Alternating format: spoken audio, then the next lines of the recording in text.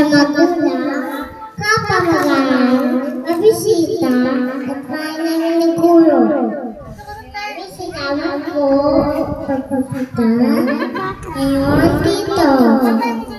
Ang aral nito pagpapagana sa amin. Mga nagawa. Aming mga nagawa. Sa aming mga nagawa. Aming nagawa. Sa loob ng isang taon.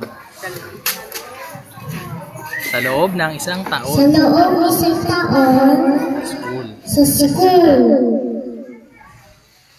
Ito, di lamang pagtapos, kundi isang magandang simula sa mahabang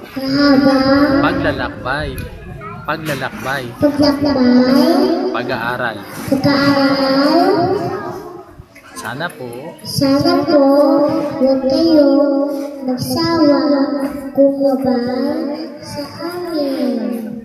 Thank you.